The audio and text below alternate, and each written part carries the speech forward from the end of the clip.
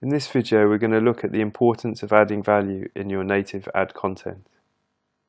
And this principle is an old one, it's even in the Bible. Give and ye shall receive. And science has now proven that that is true. The best way to receive is to give first. And this is a principle which is discussed in that book by Robert Cialdini, Influence, the Psychology of Persuasion, which I mentioned in a previous module. And it's called the principle of reciprocation, that when you give something to someone, they are then more likely to give in return to you, and an even greater reward. The main experiment they used to show this was mints. After a restaurant, they found that when people were given mints with their bill, they were more likely to tip. And they were even found that when they were given two mints, they would tip more. And this is a principle we can use inside our native advertising. And what we have to do is provide content that adds value to the client, but content that also enhances the value of our own proposition. So we want to provide content which gives value, which people can read and take something from, but we also want that content to make the offer, the thing that we're hoping these people will do, more valuable and more attractive to them. Content that makes the right people want to take the chosen action. Content that makes our target market want to take our chosen action. And when I'm talking about value, I'm not talking about pretend content that's made up. I'm not talking about really cheap, poor quality information. I'm talking about real life, genuine content that has a real value to the viewer or target market who we want to read it. We want to be authentic and real, because it's by offering this real value that they'll be more inclined to realize the quality of our offer and trust us, and also be more likely to take us up on the offer we would like them to follow up on. So here's an example, and this was a great one. It was the free search for the genealogy service, Ancestry.com. This has real value to people who are interested in their surname and their family history. And so it provides a very genuine service for them. And of course, if they want to follow up on it in greater detail, then they'll have to sign up for the 14-day trial. So although this offer provides a real genuine value for people, it also enhances the proposition of the 14-day trial. Let's have a look at another example. This one was the article on using gift certificates, and this article explains best practice for using gift certificates to sell products and increase revenue during the holiday season. And this enhances the promotion of the free ebook, which talks about how to plan for holiday seasons to increase revenue.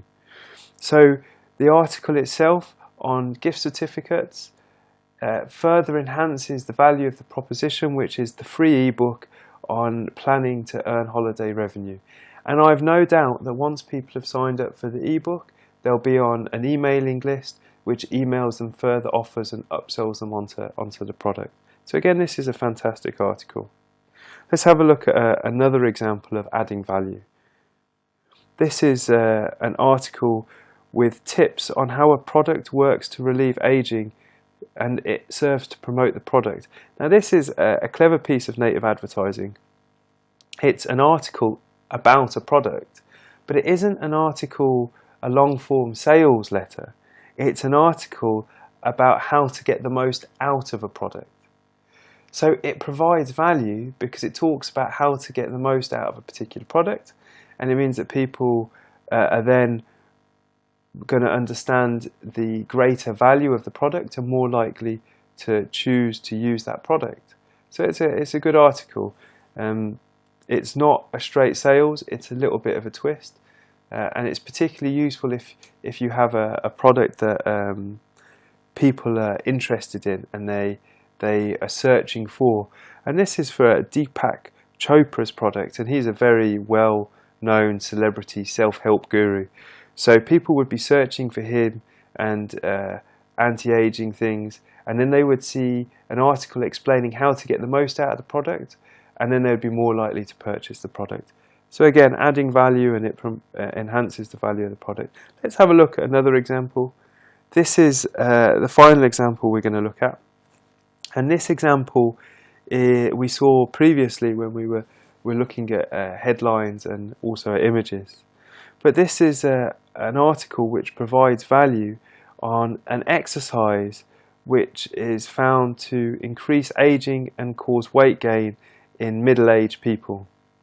And this is interesting and provides value because if people read this article, and it's actually a very well written article with plenty of information, they then understand what they want to avoid, and they also understand that there are things that they might do wrong. So it's not that they're just not doing something, it's not that they're just not taking action which is the problem. There are actual things that they need to avoid doing when taking action. And so this article alludes to the fact, and it gives one piece of advice: avoid this. And of course it highlights and upsells to the exercise program, which would tell you explicitly what you could do and what you need to do to get fit and healthy, and of course avoid all of those things that you probably might be doing and don't realise are unhealthy and should start avoiding. So it's a fantastic piece of native advertising here. It definitely adds value and massively increases the value of the proposition. So key take-homes from this video are to add value, but make sure that the value you add increases the value of your product and the proposition that you're passing on. Just a quick story. I remember reading in a book, an entrepreneur's book, and it said, don't give away the top tip was, don't give away your best ideas for the price of a free lunch. And the guy who wrote the book was telling a story about one of his friends who was a consultant, and he was applying to do some consultancy at this firm, and the MD took him for lunch. And over the course of the lunch, the MD asked him what he would do to make his firm more effective. And the guy told him, and at the end of the meal, the MD said, well, why do I need you now? I've got your best strategies. And the MD went away and implemented the strategies, and the guy gave away his best material for a free lunch. So in that vein, it's good to add value. It's good to provide that value so people can walk away with the information that they need, but don't give them too much, or at least make sure that that value, if it is complete, enhances the value of your overall proposition. Thanks for watching this video, and I'll see you in the next video, which is going to be the last one in this module, where we talk about the importance of data.